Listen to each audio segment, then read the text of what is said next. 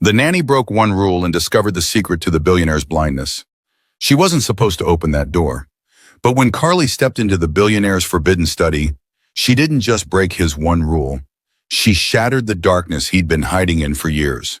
What she found inside didn't just reveal a secret. It exposed a wound so deep it made her question everything the world believed about him. Now she carries the truth he spent years hiding in the dark. But the real question isn't what she found in that room. It's what happens next. Can a nanny running from her past help a blind billionaire finally see? Or will the secrets they're both hiding destroy their only chance at redemption? Hello, my good friends. Glad to have you here again.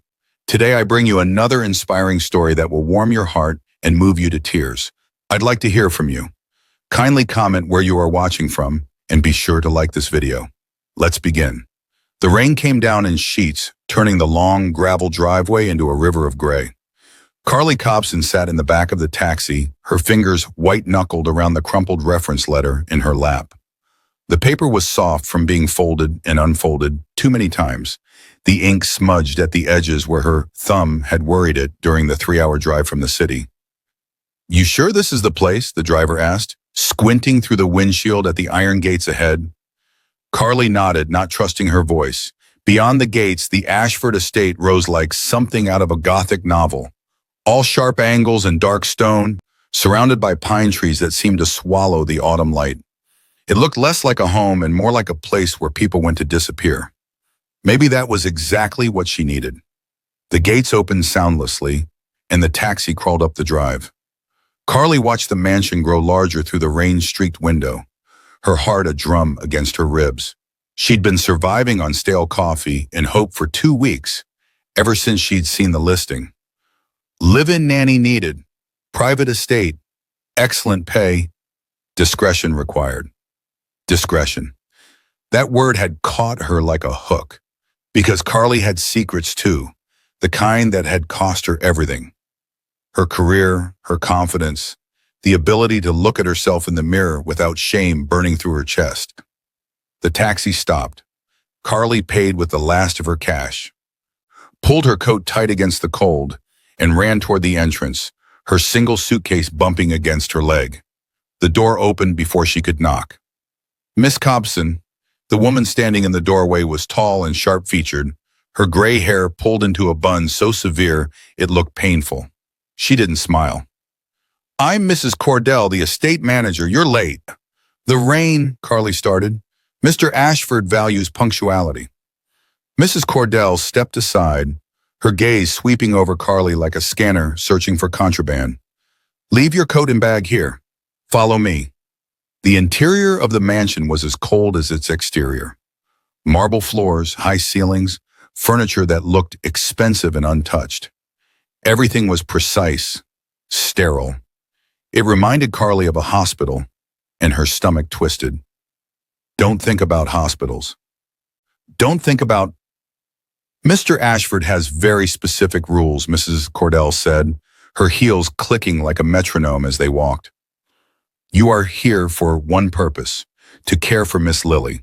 You will maintain her schedule, ensure her education continues, and keep her out of Mr. Ashford's way unless he specifically requests her presence." Carly's steps faltered. "Out of his way?" Mrs. Cordell's expression didn't change. "Mr. Ashford is a very private man. He has his routines. You will not disrupt them." She stopped in front of a closed door. "You will not enter his personal spaces. You will not ask inappropriate questions. And under absolutely no circumstances." She turned, her eyes hard. "Will you enter the East Wing study? Is that clear?" Something in the woman's tone made Carly's skin prickle. "What? Is that clear?" Carly swallowed. "Yes." "Good." Mrs. Cordell opened the door to reveal a small, tidy bedroom with a window overlooking the gardens. "This is your room. Dinner is at 6. Lily eats in the kitchen. You'll meet her tomorrow morning at 7. And Mr. Ashford? You'll meet him if he wishes it." Mrs. Cordell left without another word, the door clicking shut behind her. Carly stood in the silence, her reflection pale in the window's glass. What have I gotten myself into? Across the mansion, in a wing Carly hadn't yet seen, Dominic Ashford stood perfectly still in the center of his study. To anyone watching, he would have appeared like a statue, tall, broad-shouldered, his dark hair touched with gray at the temples, his face hard and beautiful in the way of broken things. But no one was watching. No one ever did anymore. He counted his breaths, listened to the rain against the windows, felt the air currents in the room, the way they moved around furniture he'd long since memorized. 3 steps forward, the edge of his desk. 5 steps right, the bookshelf. 7 steps to the door. He didn't need eyes. Not anymore. "Mr. Ashford?" Mrs. Cordell's voice came from the doorway. She knew better than to enter uninvited. "The new nanny has arrived." "And?" His voice was low, rough from disuse. "She seems adequate, quiet, a bit skittish. As long as she keeps Lily occupied." He turned toward the window, though he couldn't see the rain he could hear. "Reminder of the rules." "Already done, sir." "The study?" "Especially the study." He nodded. Mrs. Cordell left. Dominic stood alone in his darkness, his hands resting on the desk where his wife's photograph used to sit.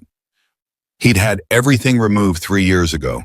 Every picture, every painting, every reminder that he'd once been a man who could see beauty and create it. Now he created nothing, saw nothing, felt nothing. It was safer that way. Carly met Lily the next morning in the kitchen, where pale sunlight struggled through the windows. The little girl sat at the enormous table, a bowl of untouched oatmeal in front of her. She was 7, according to the file Carly had been given, with dark curly hair and her father's sharp features softened by childhood. She didn't look up when Carly entered. "Hi, Lily," Emma said gently, sitting down across from her. "I'm Carly. I'm going to be spending time with you." Nothing. The child's eyes stayed fixed on the table. Emma tried again. "I like your sweater. Purple's my favorite color." Still nothing, but Lily's fingers twitched slightly. Carly didn't push. She'd learned in her old life that sometimes silence was its own language. So she poured herself tea and sat quietly, letting the moment breathe. After 5 minutes, Lily finally looked up. Her eyes were enormous and sad, oceans of loneliness that made Carly's heart crack. "You won't stay," Lily whispered. "Nobody stays." "Oh, sweetheart."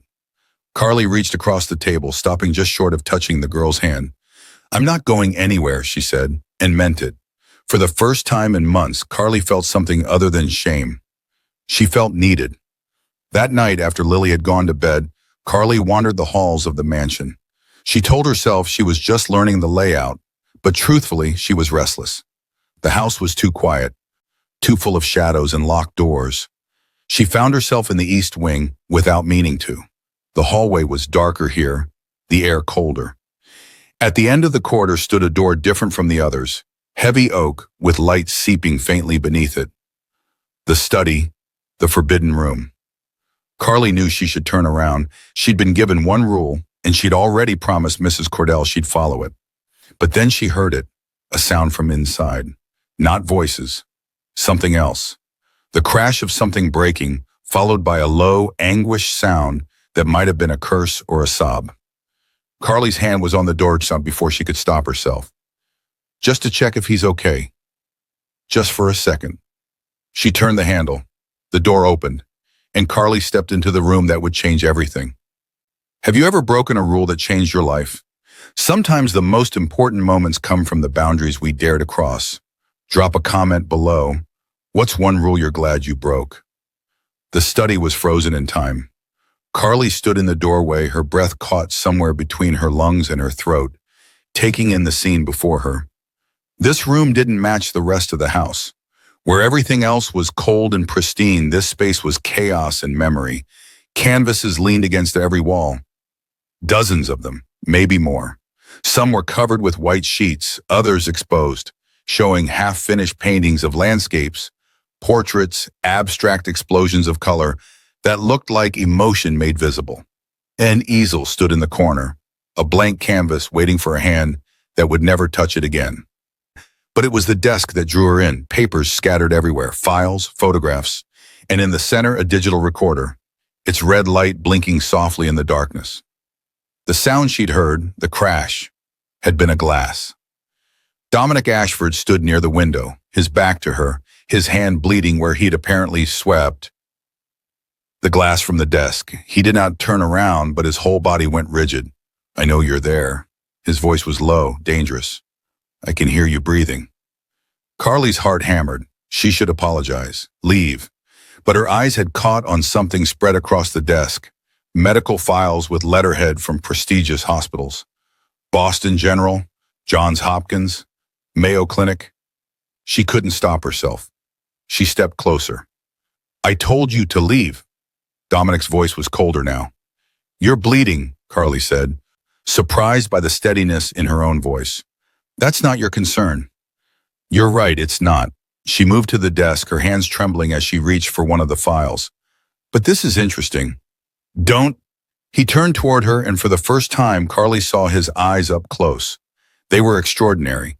Deep brown, flecked with gold, framed by dark lashes. Beautiful, expressive eyes that stared past her at nothing, unseeing. But the reports scattered before her told a different story. No physical damage to the optic nerve. No neurological cause identified. Patient presents with psychogenic blindness. Likely trauma-induced. Psychological intervention recommended. Carly's breath left her. "There's nothing wrong with your eyes." The temperature in the room dropped 20 degrees. "Get out." Each word was a bullet. But Carly had spent 2 years running from the truth, and she recognized the shape of it in someone else. She picked up the recorder, her fingers finding the play button. "Don't you dare." A doctor's voice filled the room, calm and clinical. "Mr. Ashford, the tests are conclusive. Physically, you should be able to see. This is a psychological response to trauma. Your mind is protecting you from something it believes you can't handle. But I need you to understand, this is a choice your brain is making, and choices can be unmade." Carly pressed stop. The silence that followed was deafening. Dominic's face had gone white, his jaw clenched so tight she could see the muscle jumping. "You have no idea what you're talking about." "Then tell me." She didn't know where this courage was coming from. Maybe from the same place as her desperation. "Because from where I'm standing, you're choosing this. You're choosing to hide in the dark." "Choosing?" His laugh was acid. "You think I chose to lose everything?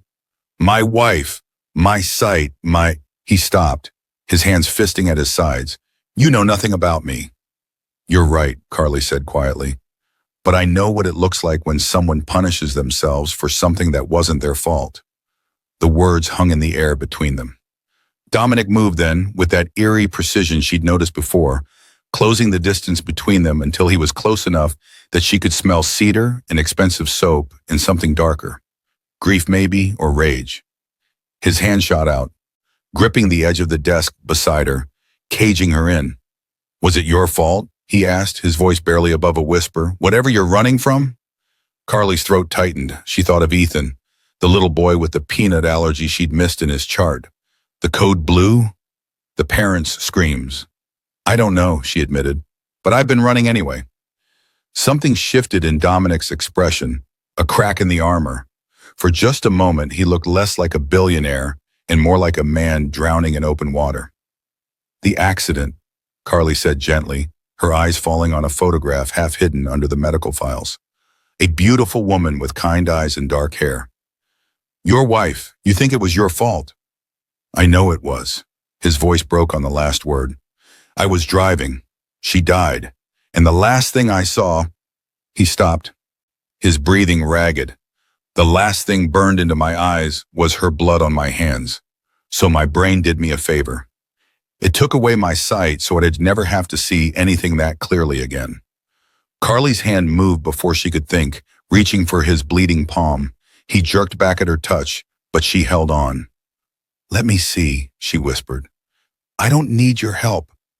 "I know, but I'm offering it anyway." For a long moment he didn't move. Then slowly he let her turn his hand over. The cut wasn't deep, but glass glittered in the wound. Carly found a clean handkerchief on the desk and began carefully wiping away the blood. Dominic's breath hitched. "Why did you come in here?" "I heard something break. I thought—" She paused, pressing the fabric against his palm. I thought maybe you needed help. I don't. Everyone needs help sometimes. Not me. But he didn't pull his hand away. Carly looked up at this man who'd built walls so high he'd imprisoned himself in darkness. Why are you so afraid of being seen? She asked. His jaw worked. Because if I let myself see again, I'll have to face what I did, who I am, and I don't think I can survive that. The honesty of it hit Carly in the chest. She understood that fear intimately, the terror of looking directly at your worst moment and finding yourself there, guilty and human and unforgivable. What if you're wrong? She whispered. What if you could survive it? Dominic pulled his hand from hers, stepping back, and the wall slammed back into place. You broke the one rule you were given, he said, his voice cold again. You should pack your things. Carly's heart sank. Mr. Ashford, go. She moved toward the door, her hand shaking. But when she reached the threshold, she turned back. Dominic stood silhouetted against the window, alone in his self-made darkness, and Carly felt something she hadn't felt in 2 years, the desire to fight instead of run. For what it's worth, she said quietly, I don't think you're a coward. I think you're terrified. There's a difference. She left before he could respond, closing the door softly behind her. In the study, Dominic stood perfectly still, his hand pressed against his chest where his heart was trying to break through his ribs. Why are you choosing this? The question echoed in the darkness long after her footsteps faded away. Carly didn't sleep. She sat on the edge of her bed, her suitcase open on the floor, folding and refolding the same shirt while her mind replayed every moment in the study. The files, the recordings, the look on Dominic's face when she'd asked him why he was afraid. You should pack your things. She should. She'd broken the cardinal rule, invaded his privacy, ripped open wounds he'd spent 3 years trying to seal. By morning, Mrs. Cordell would probably escort her off the property personally. But when Carly closed her eyes, she didn't see Dominic's anger. She saw Lily's face across the breakfast table. You won't stay. Nobody stays. The little girl had already lost so much. Her mother, her father, even though he still breathed and walked and existed in the same house. And now Carly, another adult who'd promised not to leave and would disappear by sunrise.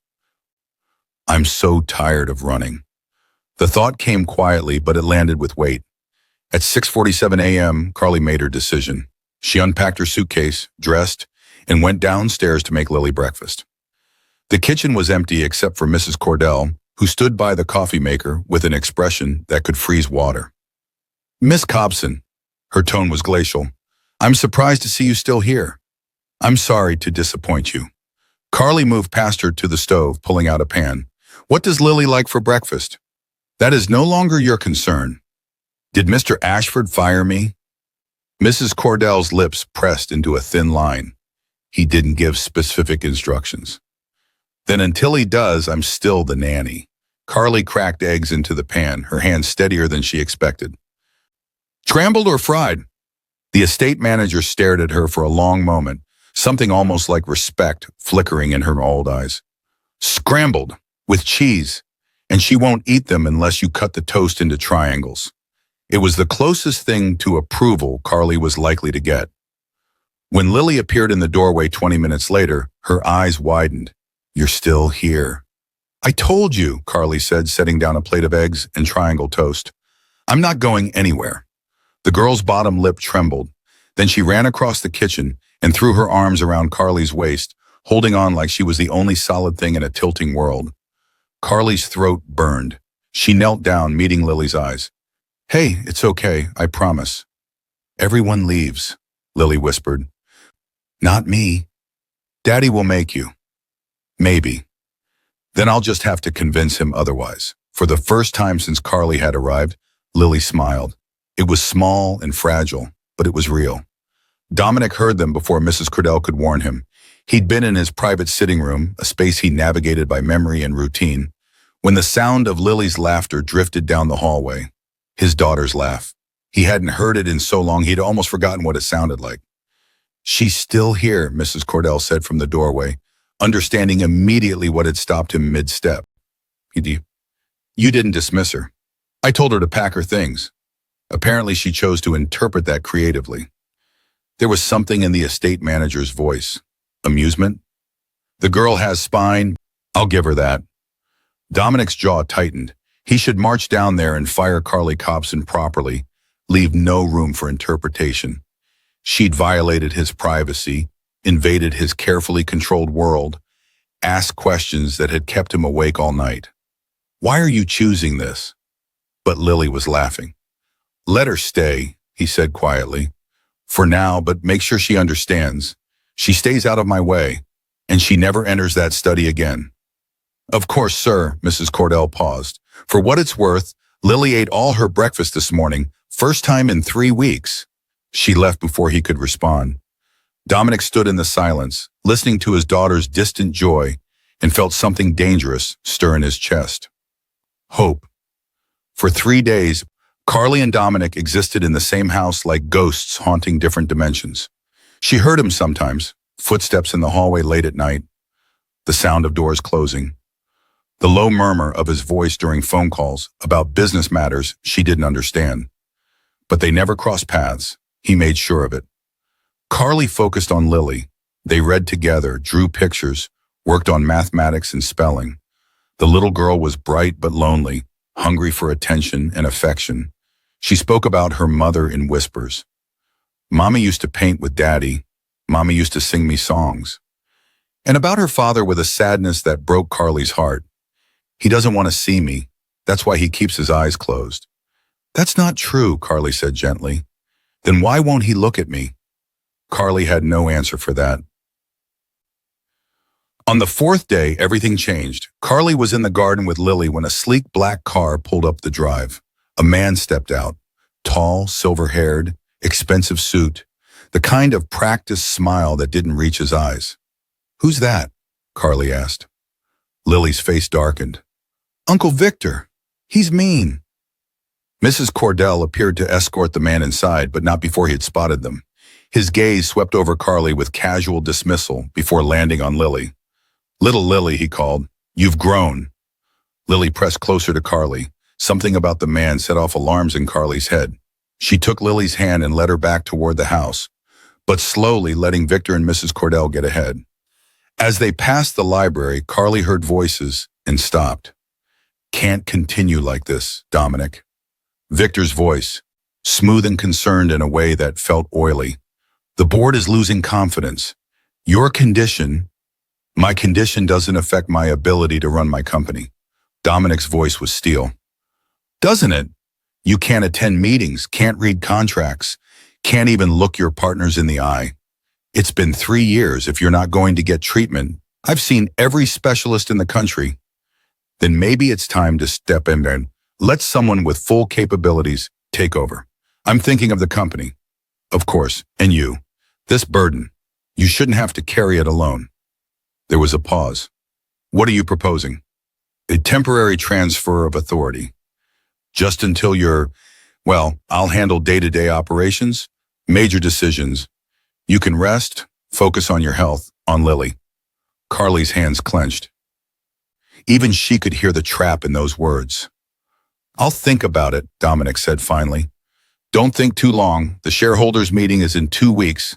If you can't attend, can't present yourself as a competent leader. Victor's voice dropped. Well, decisions will be made for you. Footsteps approached the door. Carly quickly pulled Lily away, her heart racing. When she looked back, she caught a glimpse of Victor's face as he left. He was smiling. That night, after Lily was in bed, Carly found herself outside Dominic's sitting room. She knocked before she could lose her nerve. I said I didn't want to be disturbed. His voice came from inside. It's Carly Cobson. A long pause. Of course it is. She took that as permission and opened the door. Dominic sat in a leather chair by a fireplace that wasn't lit. His hands folded, his face turned toward the dark window. He looked exhausted. I heard your conversation with Victor, Carly said. His expression hardened. Eavesdropping now? You're collecting bad habits. He's trying to take your company. That's not your concern. Maybe not, but Lily is. Carly stepped closer. If you sign over control, he'll have power over everything, including her. Dominic's jaw tightened. Victor wouldn't he?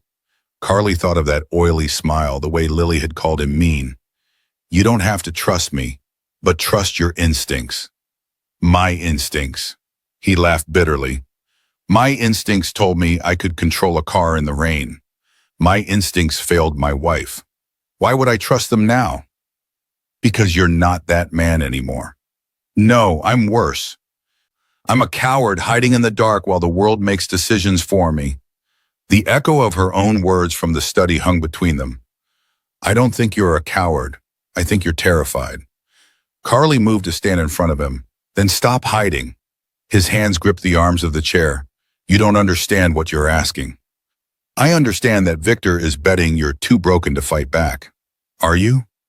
Dominic's head snapped toward her voice, and for a moment Carly could swear he was looking right at her. Really looking, seeing past the darkness. Why do you care? He asked roughly. Because Lily needs you, and because... She stopped, the truth catching in her throat. Because I know what it's like to let fear win, and I don't want that for you. For a long moment, neither of them moved. Then Dominic stood, and suddenly he was close enough that Carly could see the gold flecks in his unseeing eyes, the tension in his jaw, the way his chest rose and fell with barely controlled emotion. You're dangerous, Carly Copson, he said softly. Her breath caught. Why? Because you make me want to believe you. Before she could respond, he turned and walked away, navigating the room with perfect precision, putting distance between them. Leave, he said. Please. This time it didn't sound like an order. It sounded like a plea.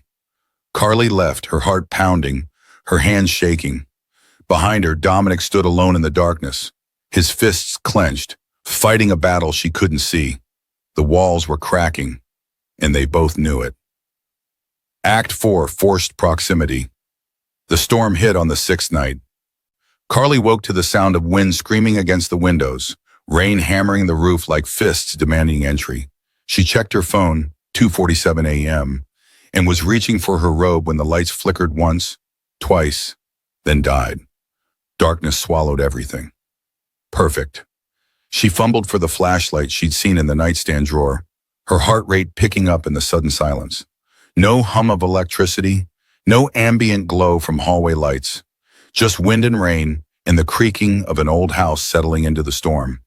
Then she heard it, a small, terrified cry from down the hall. Lily! Carly was moving before she finished the thought, flashlight beam bouncing off walls as she ran. She found Lily's door open, the little girl's bed empty, blankets thrown back in panic. Lily? Carly called, trying to keep her voice calm. Sweetheart, where are you? A whimper came from the closet. Carly opened it gently and found Lily curled in the corner, her knees pulled to her chest, tears streaming down her face. She was shaking, full-body tremors that had nothing to do with cold. Hey, it's okay. Carly knelt down, setting the flashlight aside so it wouldn't shine in the girl's eyes. It's just a storm. You're safe. The accident, Lily gasped between sobs. It was raining. Mommy, the dark, I can't. Oh, God. Carly's chest constricted. The car accident. Of course Lily would be traumatized by storms. Come here, baby. Carly gathered the little girl into her arms, feeling the rapid flutter of her heart. I've got you. You're not alone. But Lily couldn't stop shaking, her breathing coming in short, panicked gasps, hyperventilating. Carly knew this spiral, had seen it in trauma patients, in children who'd lived through nightmares. She needed to ground Lily fast. Okay, listen to my voice, Carly said firmly, holding Lily's face between her hands. We're going to breathe together. In through your nose? She demonstrated. Out through your mouth. Can you try with me? Lily tried, but her breath hitched, catching on sobs. That's okay. We'll try again. In, 2, 3, 4. Out, 2, 3, 4. They sat there in the closet, breathing together in the flashlight's glow, while the storm raged outside. Slowly, gradually, Lily's breathing steadied, but she wouldn't let go of Carly's shirt. I want Daddy, she whispered. Carly's stomach dropped. Dominic had made it clear he wanted distance. But this was his daughter, terrified and asking for him. Okay, Carly said. Let's go find him. The house was a maze in the darkness. Carly carried Lily, the flashlight barely cutting through the black, trying to remember the layout. Dominic's private wing was on the second floor, east side, the same wing as the forbidden study. She'd never been to his bedroom. This is a terrible idea. But Lily's arms were tight around her neck, and the little girl had finally stopped crying. Carly wouldn't fail her now. She found the door she thought was his and knocked. Mr. Ashford? Nothing. She knocked harder. Dominic, Lily needs you. The door opened so suddenly Carly stumbled back. Dominic stood in the threshold, wearing only sleep pants, his hair disheveled, his chest bare. Even in the darkness, even with his eyes unseeing, he was devastating. What's wrong, Bethia? His voice was rough with sleep and immediate concern. Is she hurt? Panic attack, Carly said. The storm. She's asking for you. Something flickered across his face. Fear, maybe, or pain. I can't. Daddy? Lily's small voice cut through his protest. Dominic went very still. Then slowly he reached out. Lily? The little girl practically launched herself from Carly's arms into her father's. Dominic caught her reflexively, his large hands careful and sure as he held his daughter against his chest. I've got you, he murmured into her hair. You're safe, little flower, I promise. Lily buried her face in his neck and sobbed. Carly watched, her throat burning, as this man who had spent 3 years avoiding his daughter held her like she was the only thing keeping him tethered to earth. His eyes were closed, truly closed now, not just unseeing, and his jaw was clenched like he was holding back his own breaking. Another violent gust of wind shook the house. A crash came from downstairs, something heavy falling. Lily flinched, her crying starting fresh. The house has generators, Dominic said, raising his voice over the storm. In the basement, Mrs. Cordell usually handles. She's off tonight, Carly said. I saw her leave before dinner. Family emergency. Of course she did. Dominic's mouth tightened. He looked lost for the first time since Carly had met him. This man who navigated his mansion with perfect precision, suddenly unmoored by circumstances beyond his control. I can find the basement, Carly offered. Not in this. You don't know the house well enough. He paused, his hand rubbing small circles on Lily's back. I do. You can't. I've been blind in this house for 3 years. Darkness is the one thing I'm good at. His voice was bitter, but his hold on Lily was gentle. But I need someone to handle the generator itself. Can you do that? Carly thought of her father's old farmhouse, the ancient generator she'd learned to operate as a teenager. Yes. Then we go together. They made an odd procession through the dark house, Dominic leading with Lily in his arms, navigating by memory and touch, while Carly followed with the flashlight, calling out obstacles. 3 steps down ahead, she said. I know. His hand found the railing without hesitation. Suit of armor on your left. 18th century, cost a fortune. Mrs. Cordell hates dusting it. Despite everything, Carly almost smiled. They reached the kitchen, and Dominic set Lily down gently in a chair. The little girl immediately curled up, her thumb finding her mouth, a habit Carly suspected she'd given up years ago but returned to now. Stay here, little flower, Dominic said. We'll get the lights back on. Don't leave me, Lily whispered.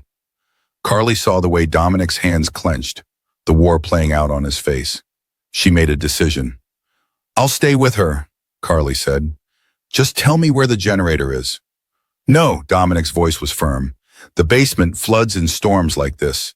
You could get hurt. I know every inch down there. I'll go. In the dark? It's always dark for me. He turned toward her voice, and again Carly had that uncanny feeling he could see her. But I need you to talk me through the generator controls once I'm there. Can you do that from the top of the stairs? Before Carly could answer, Lily spoke up, her voice small but clear. I'll be okay, Carly. You help Daddy. I'll count to 100 and back, like Mommy taught me. The trust in those words, from both of them, hit Carly squarely in the chest. Okay, she said. Let's go. The basement stairs were steep and slick with water.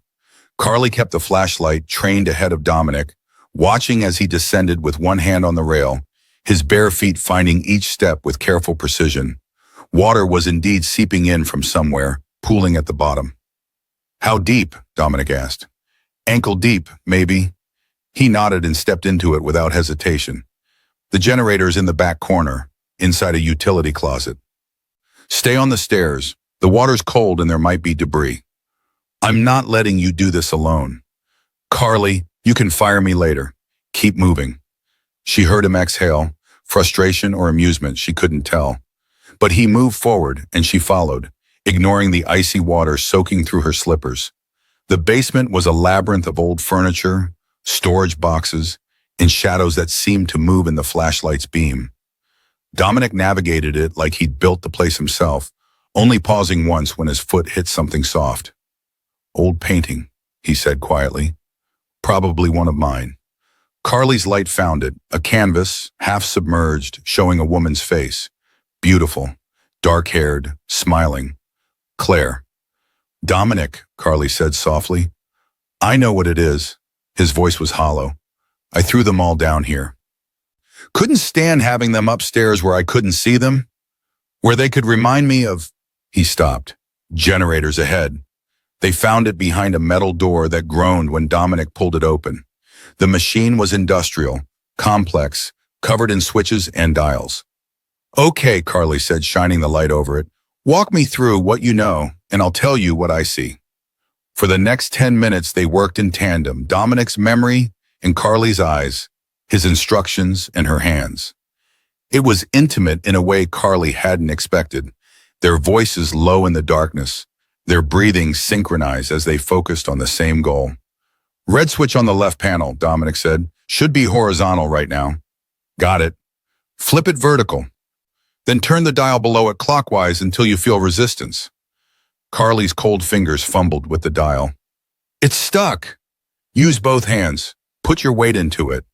She did, grunting with effort. The dial moved with a metallic shriek, and suddenly the generator rumbled to life. "Yes," Carly breathed. But the celebration was short-lived. A loud crack echoed through the basement, the sound of wood splintering. Carly spun, her flashlight finding a support beam that had partially given way, water now pouring through a new gap in the foundation. The water level was rising fast. "We need to go," Carly said urgently. "Now!"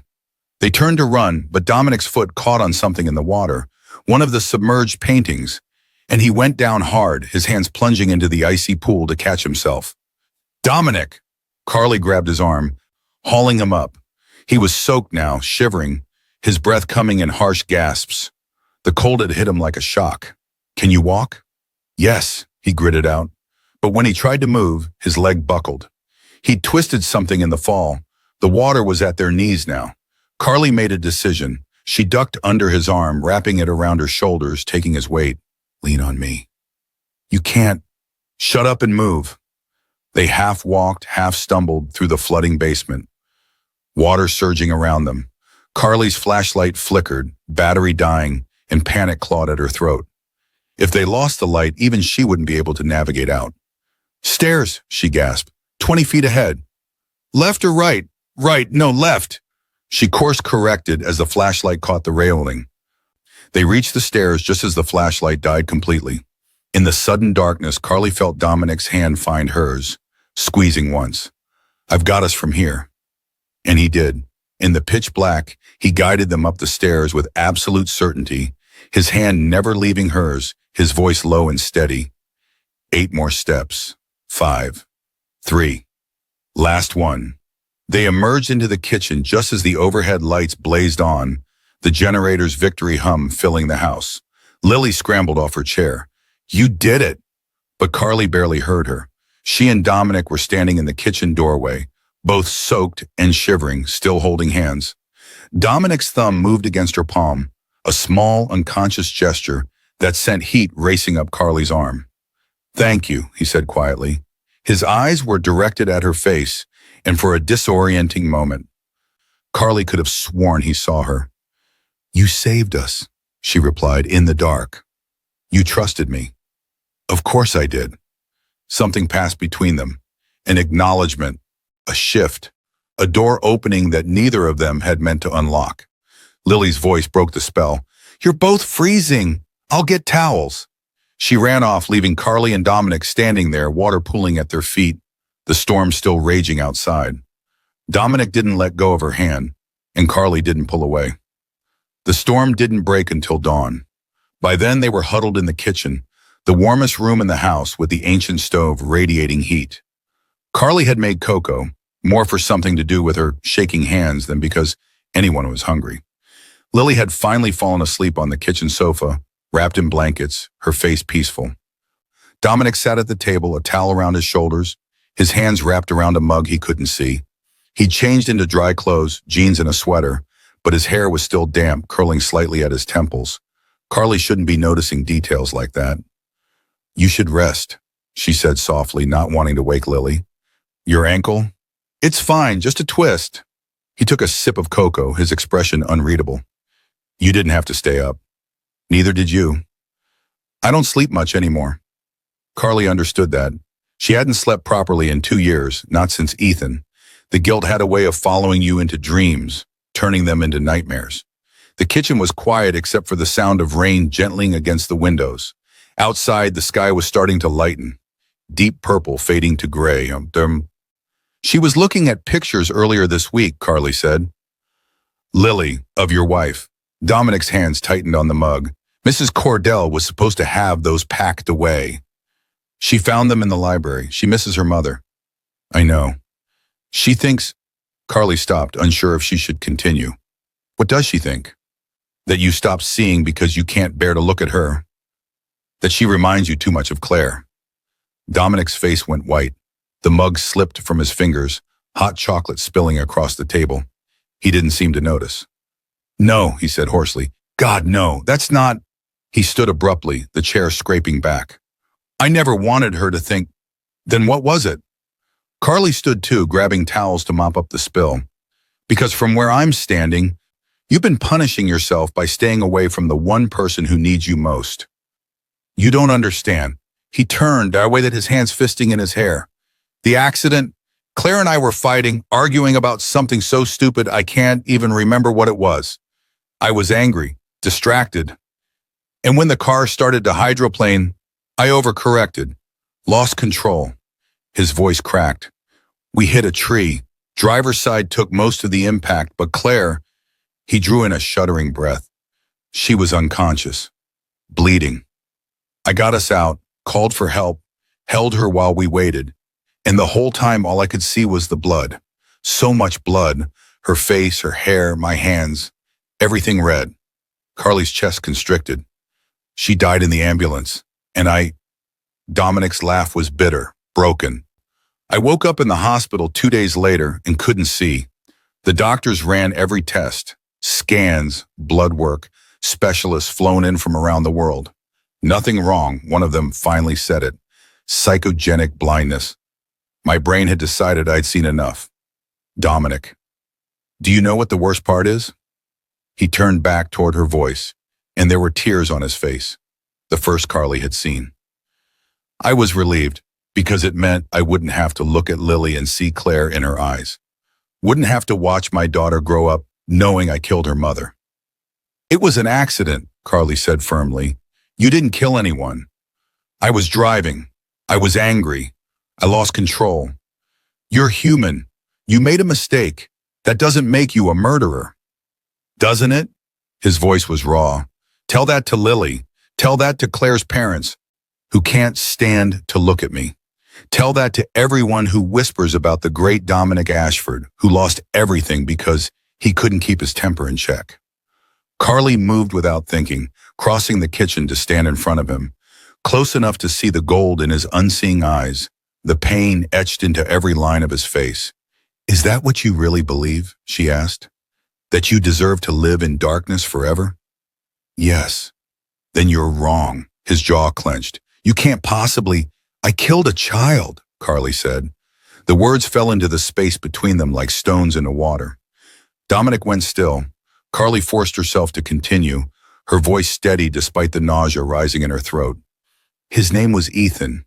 He was 6 years old, sweet, funny, obsessed with dinosaurs. He came into the pediatric ward for a routine procedure, tonsillectomy. I was his nurse. Her hands started shaking. She pressed them together. His chart said he had allergies, multiple, but it was a busy day, and I was covering for two other nurses who'd called in sick. I glanced at the list, saw pollen, dust mites, and moved on. I didn't read carefully enough to see the peanut allergy. Dominic's breath, heat. The recovery room had granola bars for the kids. I gave one to Ethan, not knowing, not checking. Carly's voice cracked. He went into anaphylactic shock. We coded him, tried everything, but his brain had been without oxygen too long. He died 3 hours later. She could still hear his mother's screams, still see his father's face, blank with shock and grief. The investigation cleared me. Technically, I'd followed protocol, but I knew the truth. If I'd just taken 10 seconds to read the full chart, if I'd been less rushed, less careless, her voice broke, he'd still be alive. Dominic moved then, his hands finding her arms, gripping gently. Carly, I quit that day, walked out of the hospital and kept walking. I couldn't be a nurse anymore, couldn't trust myself around children, couldn't. The tears came finally, hot and fast. I ran, and I've been running for 2 years, taking jobs where I could hide, where I wouldn't have to face what I'd done. It was an accident, Dominic said, his voice fierce. Was it? I was careless. I made a mistake that cost a child his life. You were human. You were overwhelmed. You didn't mean. Intent doesn't matter when someone's dead. Then why do you get to forgive me and not yourself? The question stopped her cold. They stood there in the kitchen, both of them trembling, both of them broken by the weight of their guilt. The first light of morning was creeping through the windows now, soft and gray. I don't know, Carly whispered. Dominic's hands moved from her arms to her face, his thumbs brushing away her tears with devastating gentleness. We're both hiding, he said, both choosing darkness because the light is too painful. Yes. I don't know how to stop. Neither do I. For a long moment they stayed like that, two wounded people holding each other up in the wreckage of their own making. Then Lily stirred on the sofa, murmuring in her sleep. Dominic's hands dropped. He stepped back, and the distance felt like a chasm. Thank you, he said quietly, for telling me, for trusting me with that. Thank you for the same. He nodded, then moved toward the door with that eerie precision. But at the threshold he paused. Carly. Yes? She doesn't remind me of Claire. Lily. His voice was thick. She has her mother's eyes and smile, but she's her own person, brave and kind and perfect. And every time I hear her voice, all I can think is that I don't deserve her, that I failed her mother, and I'll fail her too. You won't, Carly said. Not if you let yourself try. Dominic didn't answer. He just left, leaving Carly alone with the sunrise and the sleeping child and the echo of his touch still warm on her face. Something shifted after the storm. Dominic didn't retreat to his wing anymore. He couldn't. Not really. Not after Lily had fallen asleep in his arms and whispered, "Please don't go away again, Daddy." So he stayed. At first it was just meals. He joined them for breakfast, sitting at the head of the table while Lily chattered about her lessons and Carly smiled and poured coffee. He was stiff at first, careful, like a man learning to walk after years of being still. But gradually the walls came down. Tell me what she looks like, Dominic said one morning after Lily had run off to get her art supplies. Carly looked up from her toast. Lily? Everything. I want to know what I'm missing. So Carly described it in the way Lily's curls caught the sunlight and turned bronze, the gap in her smile where she'd lost a tooth last month, the way she bit her lip when she concentrated on drawing, just like her father did when he was thinking. Dominic listened like he was memorizing scripture. After that, it became their routine. Carly would narrate the world, and Dominic would listen. She described the garden where Lily played, the roses starting to bloom, the old oak tree with branches perfect for climbing, the way snow had begun to dust the mountains in the distance, the paintings still hanging in the hallway, covered in sheets. Why do you keep them covered? Carly asked one afternoon as they walked past one. Because I don't know what they look like anymore, Dominic said. It seemed cruel to leave them exposed when I couldn't see them. Can I look? He hesitated, then nodded. Carly lifted the sheet. The painting beneath was breathtaking, an abstract explosion of blues and golds, emotion made visible.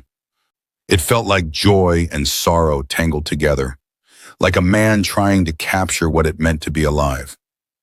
It's beautiful, Carly whispered. What does it look like? She tried to find words. Like hope fighting through darkness, like dawn. Dominic's throat worked. I painted that the morning after Claire told me she was pregnant with Lily. Carly's hand found his without thinking. He didn't pull away. The evenings became sacred. After Lily went to bed, Carly and Dominic would sit in the library, a room he'd been avoiding but now claimed as neutral territory. She'd read to him, at first from newspapers and reports about his company. Victor was making moves, just as Carly had suspected. Then, when he asked, from books. What do you like, she'd ask him. Surprise me. So she read him poetry. Mary Oliver, Pablo Neruda, Rumi. Words about love and loss and the courage it took to keep living. Dominic listened with his eyes closed, his head tilted back, and sometimes his hand would reach across the space between their chairs to rest near hers. Not touching, not quite, but close. One night she read a line that stopped her breath. The wound is the place where the light enters you. Dominic's eyes opened. Again, he said. She read it again, her voice trembling. Do you believe that? He asked. I want to. So do I. Their hands touched then, just fingertips, barely a brush. But electricity raced up Carly's arm, and from the way Dominic's breath caught, she knew he felt it too. It was Lily who pushed them together. Carly, can you help Daddy with something? She asked one snowy afternoon, her eyes too innocent. With what? He wants to go to the study, the painting place, but he said he needs someone to help him see. Carly looked at Dominic, who had the grace to look slightly embarrassed. Lily, please. The little girl's smile was angelic. I want Daddy to paint again, like he used to with Mommy. How could either of them say no to that? So Carly found herself in the forbidden study once more, but this time by invitation. Dominic stood in the center, his hands in his pockets, looking vulnerable in a way that made Carly's chest ache. I don't know if I can do this, he admitted. You don't have to. I want to try. He moved to the covered easel in the corner, pulling the sheet away to reveal a blank canvas. But I need your help. I need you to be my eyes. How? Tell me about something beautiful. Carly thought for a moment, then spoke. Lily in the snow this morning. She was making snow angels and the sun hit her hair just right. She looked like she was glowing, like she was made of light. Dominic's hands found the paints by memory, muscle memory from years of practice. He dipped a brush into what Carly told him was gold. Where? He asked. Center of the canvas, a little to the left, there. His first stroke was hesitant, then another, and another. They worked together for an hour, Carly guiding and Dominic painting blind. It was messy, imperfect, nothing like his old controlled masterpieces. It was the most beautiful thing Carly had ever seen. When they finally stepped back, Dominic's hands were covered in paint, his face flushed with something like joy. What does it look like? He asked. Carly studied the canvas, abstract shapes in gold and white, and soft pink like sunlight through a child's dream. Like hope, she said. It looks like hope. Dominic turned toward her voice, and suddenly he was close. Close enough that she could see the paint smudged on his jaw, the rapid rise and fall of his chest. I want to see you, he said quietly. You can't. Not with my eyes. His hands came up, hovering near her face. May I? Carly's breath left her. She knew what he was asking, knew that if she said yes, something between them would change irreversibly. Yes, she whispered. Dominic's fingers touched her face like a prayer. He traced her cheekbones first, learning the shape of her, then her jaw, her chin, the curve of her lips. His touch was feather-light but deliberate, mapping her features with the same focus he'd given his paintings. Carly's eyes fluttered closed. She'd never been touched like this, like she was something precious, something worth memorizing. Your face is soft, he murmured, gentle, You have a small scar here. His thumb brushed her temple. And your lips. He traced them. They're smiling. Are you smiling? Yes. Why? Because no one's ever looked at me the way you are right now. His hand stilled, cupping her face. How am I looking at you? Like you see me, really see me. I do. His voice was rough. God help me, Carly, I do. They were so close now. His forehead rested against hers, their breathing synchronized. If either of them moved an inch. Daddy, Carly, Lily's voice rang from downstairs. Mrs. Cordell is back. She brought cookies. They sprang apart like teenagers caught by parents. Dominic's hands fell to his sides and he laughed, actually laughed. The sound startled and bright. Saved by cookies, he said. Carly laughed too, breathless and dizzy. Apparently. They stood there for a moment longer, the air between them still charged. I should... Carly gestured vaguely toward the door. Yes, go. But as she turned to leave, his voice stopped her. Carly? Yes? I don't want you to leave. Ever. The words hit her square in the chest. She turned back, finding him still standing by the easel, paint-stained and beautiful, and more present than she'd ever seen him. I'm not going anywhere, she promised. It was the same thing she'd said to Lily that first morning. But this time it meant something different. This time, it meant everything. That night, after Lily was asleep and the house was quiet, Carly found Dominic on the back terrace, standing in the snow, with his face tilted toward the stars he couldn't see. She didn't say anything, just stood beside him, their shoulders nearly touching. Can you describe them? He asked. The stars? Yes, Carly looked up. They're everywhere, thousands of them. Some are bright, some are faint. There's Orion's belt, 3 stars in a perfect line, and the moon is almost full, turning everything silver. It sounds beautiful. It is. They stood in the cold, breathing clouds of frost, and Carly felt something settle in her chest. Something that felt dangerously like happiness. Thank you, Dominic said softly, for showing me the world again. Thank you for letting me. He turned toward her then, and in the moonlight, his eyes looked almost clear. Almost seeing. I'm falling for you, he said. I need you to know that. Carly's heart stopped. Dominic, you don't have to say anything.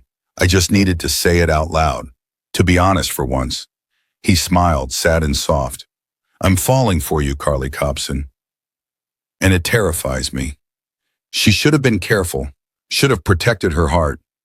Instead, she said, I'm falling for you too. His breath caught, and there, in the snow, under stars he couldn't see, Dominic Ashford reached for her hand. This time he didn't let go. The storm hit on the 6th night. Carly woke to wind screaming against windows and lights flickering out. Then she heard it, Lily's terrified cry from down the hall. She found the little girl curled in her closet, hyperventilating, tears streaming. The accident. It was raining, Mommy. The car crash. Of course storms would traumatize her. Breathe with me, Carly said firmly, holding Lily's face. In, 2, 3, 4. Out, 2, 3, 4. Slowly Lily's breathing steadied. But she wouldn't let go. I want Daddy. Carly's stomach dropped. Dominic had made his distance clear, but this was his daughter, terrified. Okay, let's find him. She'd never been to his bedroom. The house was a maze in darkness, even with her flashlight. She knocked on what she hoped was his door. Mr. Ashford, Lily needs you. The door opened.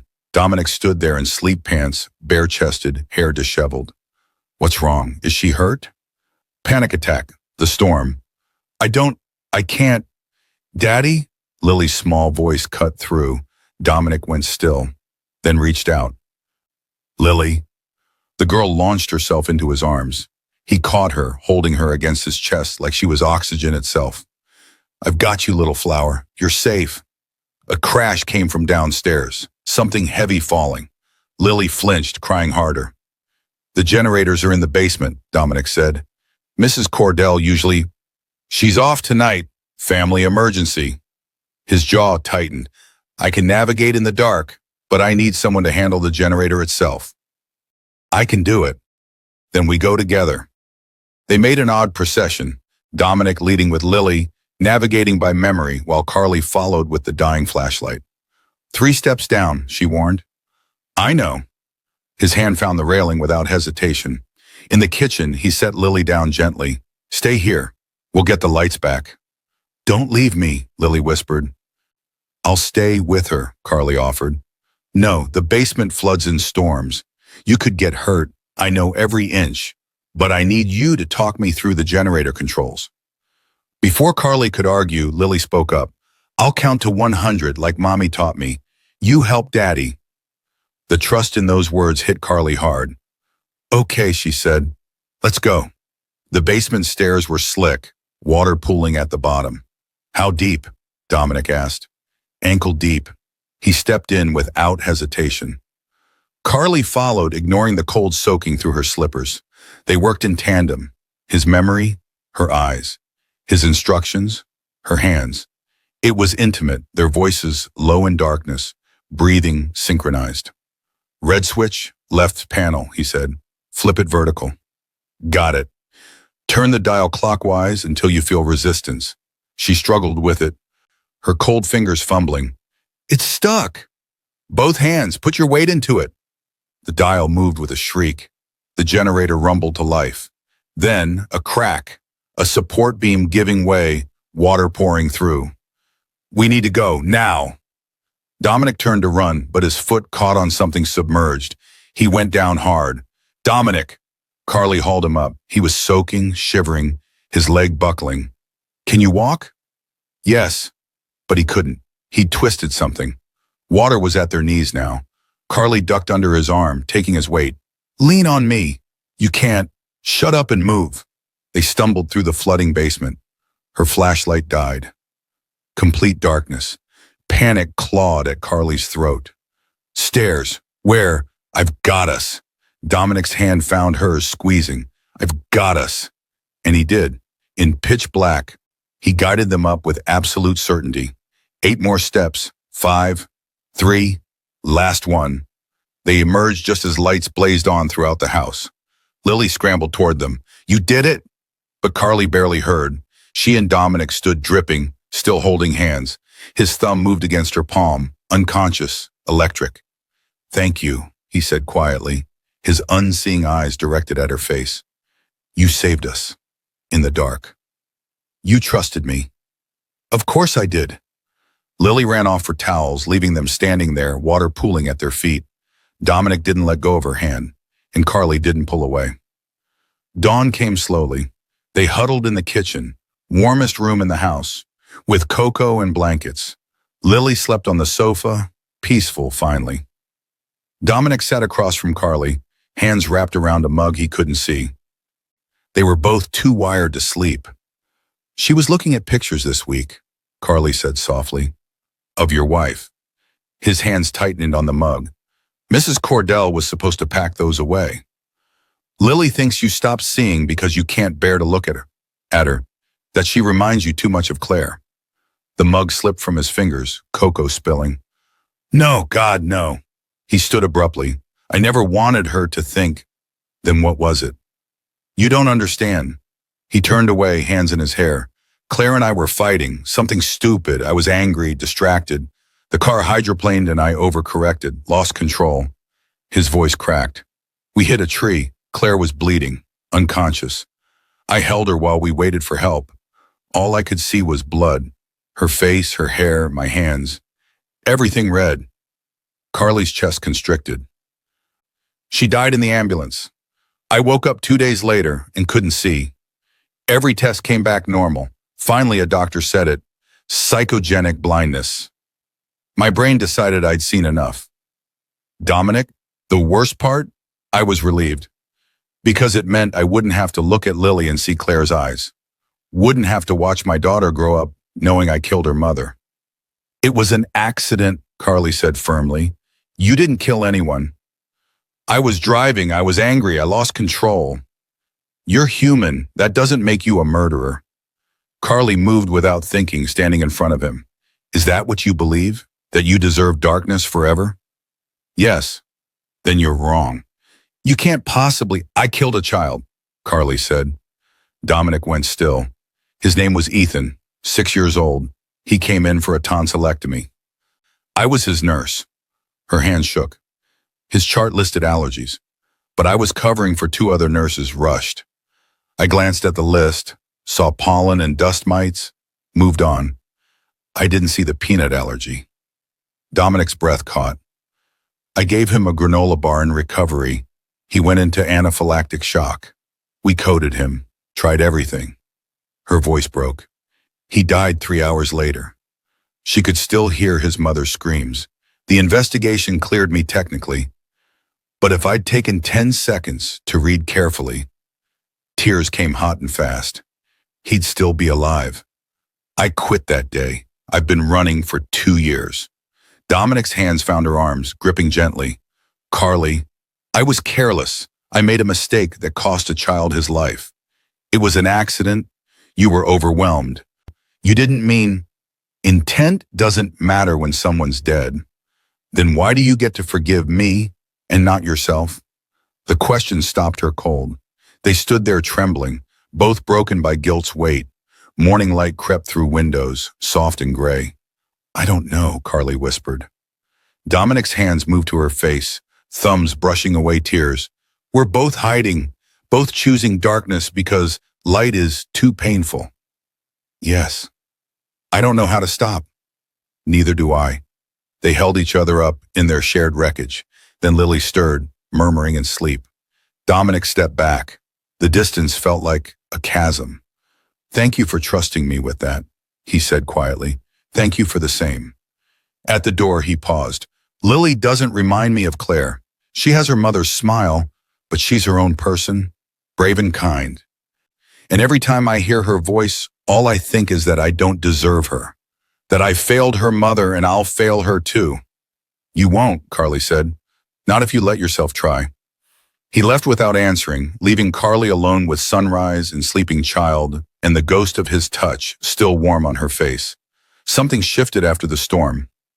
Dominic stopped hiding. He joined them for meals, stiff at first, then gradually softer.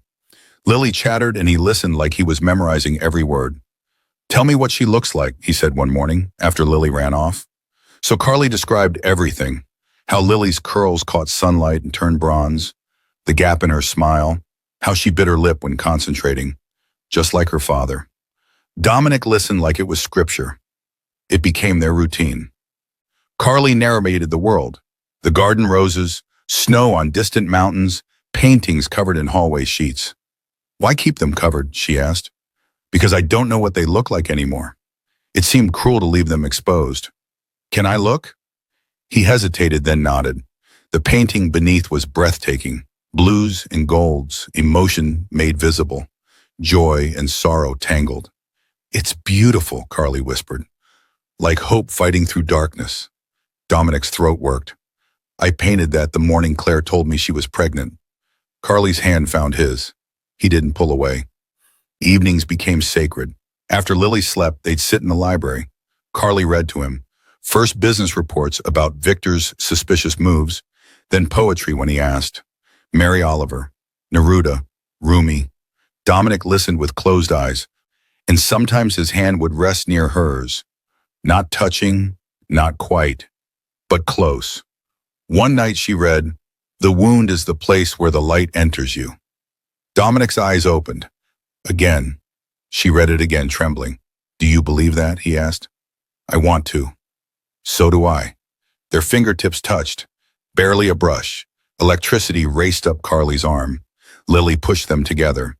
Daddy wants to go to his painting studio, she said one afternoon, eyes too innocent. But he needs someone to help him see. How could they refuse? In the study, Dominic stood vulnerable. I want to try, but I need you to be my eyes. How? Tell me something beautiful. Carly spoke. Lily in the snow this morning, making angels, sun in her hair. She looked like she was glowing. Dominic found paints by memory. Where? Center canvas. Little left. They worked together for an hour. Carly guiding, Dominic painting blind, messy, imperfect. Nothing like his controlled masterpieces. It was the most beautiful thing Carly had ever seen.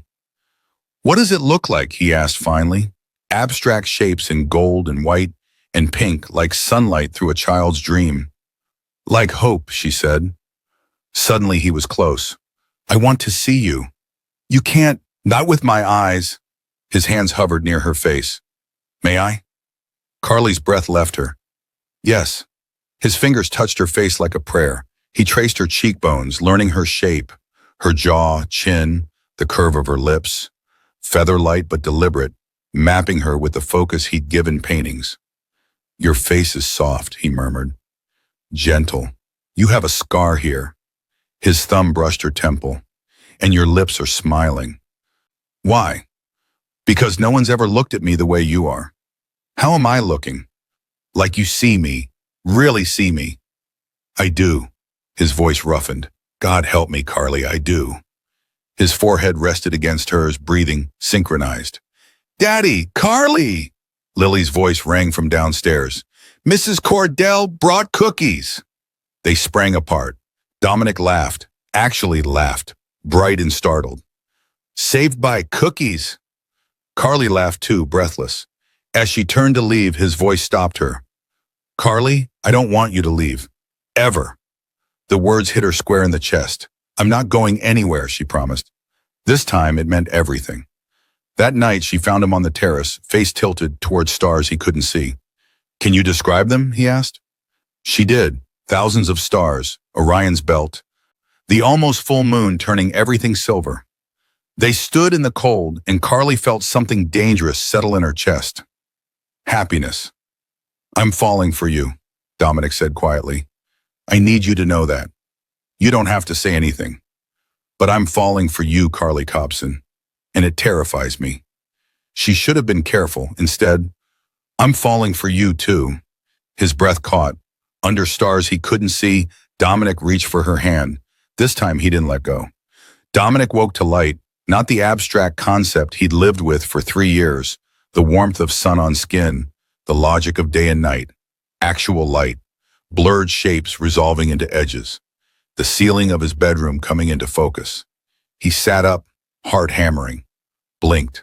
The room sharpened, his dresser, the window, the painting on the wall he'd forgotten was there. I can see. Terror flooded through him, cold and absolute. He stumbled to the mirror, gripping the dresser.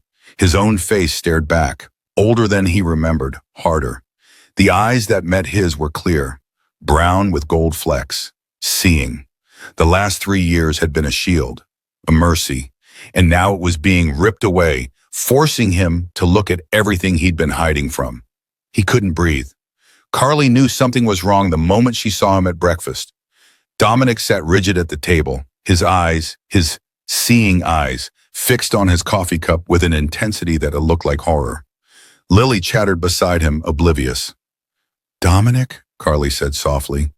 His gaze snapped to her face, really saw her for the first time. She watched something flicker across his expression.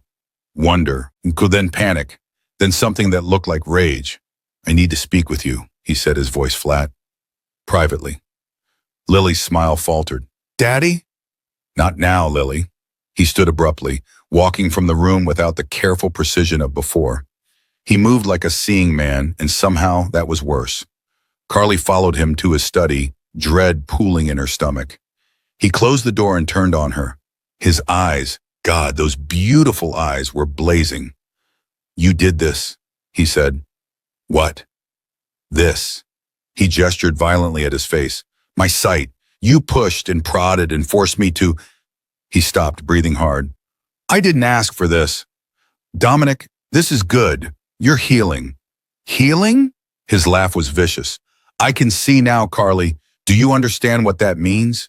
I have to look at everything. The house where my wife died. My daughter's face and see Claire in every feature. I have to see the world and know I don't deserve any of it. That's not true, isn't it? He moved closer and there was cruelty in his expression now. You thought you could fix me. Play nurse to the broken billionaire. Absolve your own guilt by saving someone else. The words landed like blows. That's not... What did you think this was? He gestured between them. Some kind of love story? You, the damaged nanny, and me, the tragic hero? This was never real. Carly felt something crack in her chest. You don't mean that, don't I? His voice dropped, going cold. You're the help, Carly. Someone I hired to watch my daughter. Did you really think you were anything more? Each word was designed to wound, and they did.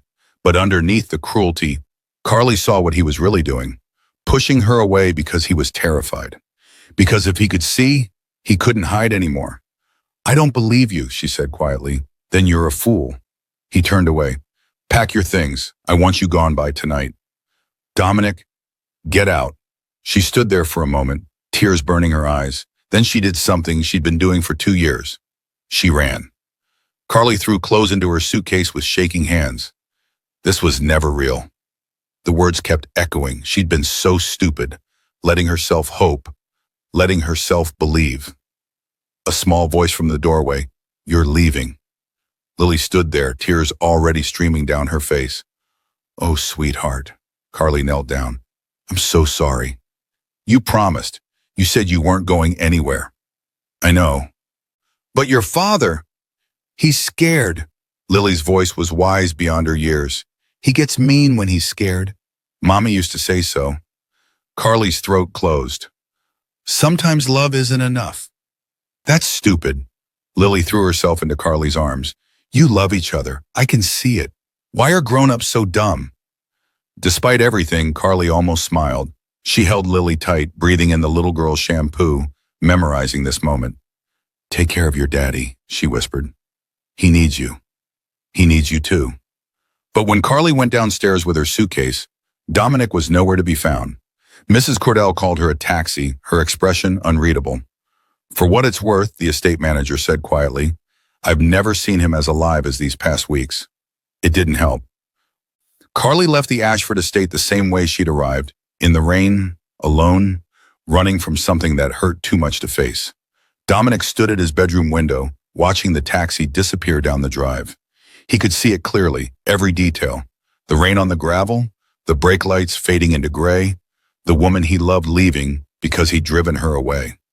Behind him, the door opened. Lily came in, her face tear-stained and furious. I hate you, she said.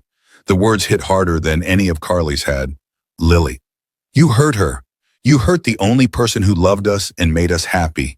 You're mean and scared and... Her voice broke. I wish you couldn't see. At least then you had an excuse. She ran from the room. Dominic stood alone, finally able to see everything clearly. His daughter, heartbroken. His home, empty. His life, a wasteland of his own making. For the first time in 3 years, he could see, and it was unbearable. Carly's apartment was a shoebox in the city, cheap, temporary, exactly what someone running deserved. She sat on the second-hand couch, staring at nothing, and tried to figure out how to keep breathing. The pattern was familiar. Get close to someone, hope she could save them to absolve her own guilt, watch it fall apart. She'd done it with Dominic just like she'd done it with every relationship since Ethan. Except this time felt different. This time she'd actually let herself hope. Her phone buzzed on, a text from an unknown number. He's looking at Claire's paintings. Hasn't eaten in 2 days, just thought you should know. Mrs. Cordell, Carly stared at the message. She should deleted it, move on, protect herself. Instead, she found herself looking up cemetery locations. The grave was simple. Ethan Marcus, age 6, beloved son. Carly hadn't been here since the funeral 2 years ago. She'd been too much of a coward. She knelt in the grass, rain starting to fall again. Hi, Ethan, she whispered. I'm sorry I haven't visited. I'm sorry for so many things. The tears came then, 2 years worth, finally unleashed. I made a mistake. I was careless and rushed, and you paid for it. And I've been running ever since because I couldn't forgive myself. But I met someone who helped me see that, her voice broke, that maybe I'm allowed to live anyway, that maybe the way to honor you is to stop hiding and start helping people again, the way I wanted to when I became a nurse. The rain fell harder. I think I needed to come here to say this. I forgive myself. Not because what I did was okay, it wasn't, but because I'm human and I made a mistake and I can't spend the rest of my life punishing myself for it. She touched the cold headstone. I hope someday your parents can forgive me too.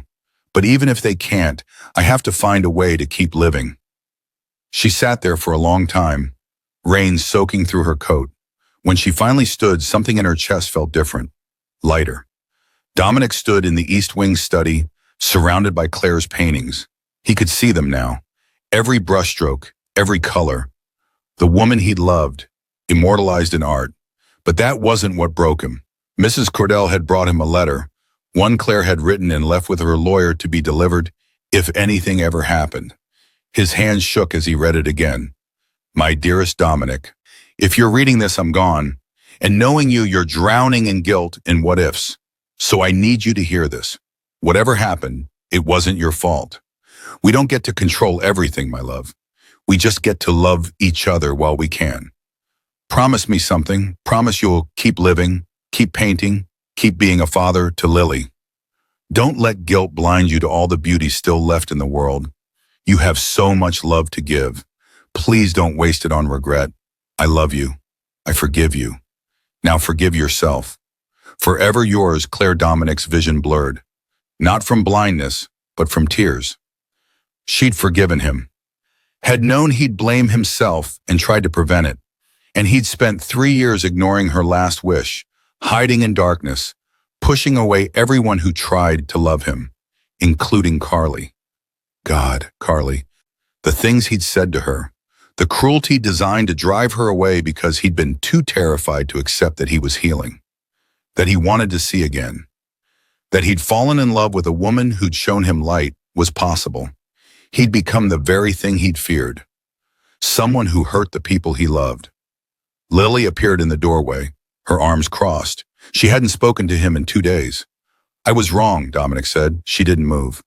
I was cruel to Carly because I was scared. Scared of seeing, of feeling, of letting myself be happy when your mother can't be here. His voice cracked. But that's not what she would have wanted, and it's not what you deserve. Are you going to get her back? Lily asked. I don't know if she'll forgive me. You have to try. His daughter's eyes, Claire's eyes, were fierce. That's what brave people do. They try even when they're scared. Dominic crossed the room and knelt in front of her. Really looked at her for the first time in 3 years. She had her mother's smile, yes, but she had his determination, his strength. She was perfect. I love you, Lily.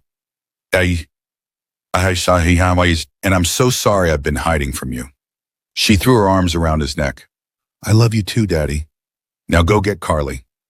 Carly's apartment buzzer rang at midnight. She almost didn't answer, had been lying in bed, staring at the ceiling, trying to figure out what came next. Hello? It's me. Dominic's voice rough and desperate. Please, I need to see you. Her heart stuttered. Dominic, I can see Carly, really see, and the first thing I want to see clearly is you. She buzzed him up, her hands shaking. When she opened the door, he was standing there in the hallway, soaked from rain, his eyes, those beautiful seeing eyes, red-rimmed and desperate. I'm sorry, he said immediately. God, Carly, I'm so sorry. Everything I said was a lie. I was terrified and I lashed out and I hurt you because I'm a coward who... Stop. She held up a hand. Why are you here? Because I love you. The words came out raw. Not because you fixed me, you didn't. Not because you saved me, I'm still broken in 1,000 ways.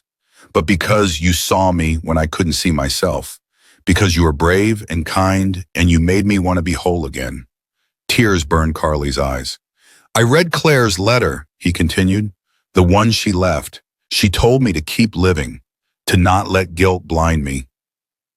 And I realized I've been so afraid of betraying her memory that I was betraying everything she wanted from me.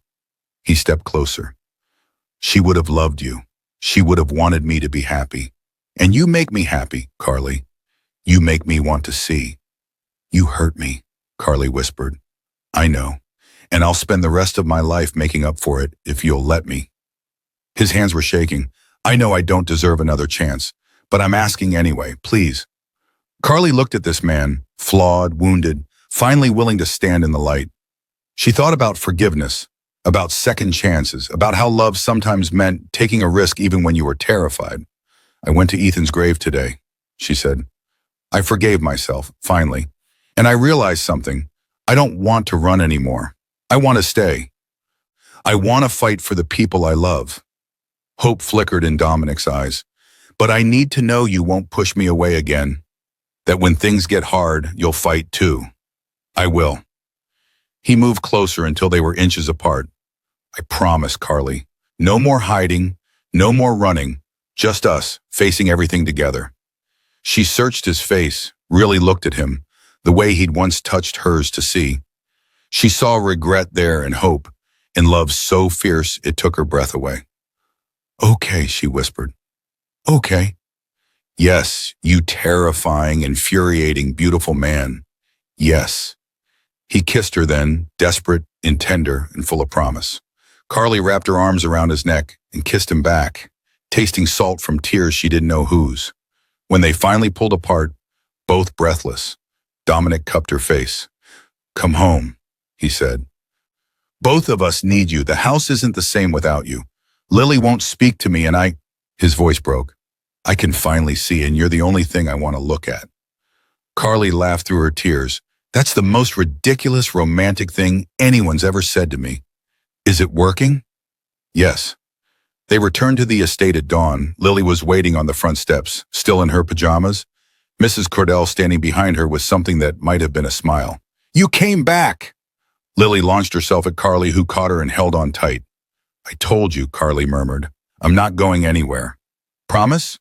Promise. Dominic knelt beside them, his hand finding Carly's. We're a family now, if you'll have us. Carly looked at this man and this child, both of them scarred, both of them healing, both of them hers. Yes, she said, 1,000 times yes. 3 months later, the East Wing study was transformed. Sunlight poured through uncovered windows. Canvases lined the walls. New ones, vibrant with color. Dominic stood at his easel, painting while Lily sat nearby, drawing in her sketchbook. And Carly was there too, curled in the reading chair, describing the world when Dominic asked, laughing when Lily told jokes, completely and perfectly home. Dominic stepped back from his canvas, studying it with eyes that could finally see clearly. It was a portrait, Carly and Lily together in the garden, surrounded by roses, both of them laughing. The light in the painting seemed to glow from within. What do you think? He asked. Carly came to stand beside him, slipping her hand into his. It's beautiful. It's us. He turned to her, gold-flecked eyes warm. It's love at last. She kissed him softly. Yes, it is. In the corner, Lily looked up from her drawing. Are you guys going to have to be gross and mushy all the time now? Probably, Dominic said, grinning. Good. Lily went back to her sketch. Mommy would like that. Through the window, the world stretched out in color and light, a world Dominic could finally see. A world that had always been there, waiting for him to be brave enough to look. He'd been blind for 3 years. But now, holding the woman he loved, while his daughter drew nearby, Dominic Ashford had never seen more clearly. The darkness was gone, and in its place, light, love, and the courage to keep living. The end. If you made it this far, thank you for listening. I hope you enjoyed the story. What was your favorite part? Please comment down below. If you love heartwarming stories like these, then subscribe to this channel. We upload a new video every day. Till next time, goodbye.